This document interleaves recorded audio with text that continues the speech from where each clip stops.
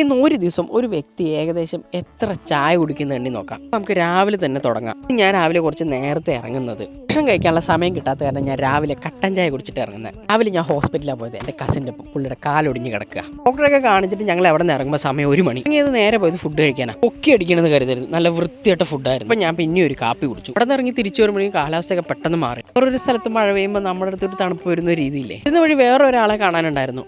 അവിടെ കയറി കുടിക്കാൻ വേണ്ട എന്താന്ന് ചോദിച്ചപ്പോൾ ഒരു കോഫി ആവാം, അങ്ങനെ 3 അങ്ങനെ എല്ലാ പരിപാടിയും കഴിഞ്ഞ് തിരിച്ച് വീടെത്തിയപ്പോഴാണ് എനിക്ക് വേറൊരു കോള് വന്ന്. ഞാൻ അവിടെ എത്തി കൃത്യസമയം 4 മണി ചായയുടെ സമയമാണല്ലോ. ചൂട് കട്ടനും പൊക്കോടെ ഉണ്ട് പറഞ്ഞപ്പോൾ ഞാൻ പിന്നെ ഒന്നും നോക്കിയില്ല. പരിപാടിയൊക്കെ ആയിട്ട് ഞാൻ തിരിച്ചു വരുന്ന വഴി എൻ്റെ ഫ്രണ്ടിന്റെ വീട്ടിലൊന്നും നിന്നു. ഇവിടെ ഭാഗത്ത് ചെറിയൊരു ചായ കൂടി പ്രലോഭനം നേരിട്ടെങ്കിലും ഞാൻ വീണ് കൊടുത്തില്ല. ആഴ്ചയിൽ 1-2 പ്രാവശ്യം കുടിച്ചുകൊണ്ടിരുന്ന ആളാണ് ഞാൻ. ചായയും കാപ്പിയും ഉണ്ടോ കൂടിപ്പോയെന്ന് അറിഞ്ഞപ്പോഴാണ് ഞാൻ ഒരു ദിവസം എത്ര കുടിക്കേണ്ടെന്ന് അറിയാൻ വേണ്ടി ഈ വീഡിയോ ചെയ്യുന്നത്. ഇങ്ങനെ പോയാൽ ശരിയാവില്ലെന്ന് മനസ്സിലായത് കാരണം കുറയ്ക്കാൻ തീരുമാനം എടുത്തു. ഞാൻ ഒരു ദിവസം ഏകദേശം ചായയും കാപ്പിയായിട്ട് കുടിക്കുന്നത് 5 എണ്ണം. കാപ്പി ഇഷ്ടപ്പെടുന്ന എപ്പോൾ വിളിച്ചാലും വരെ നിങ്ങളുടെ ഫ്രണ്ടിനെ മെൻഷൻ ഞാൻ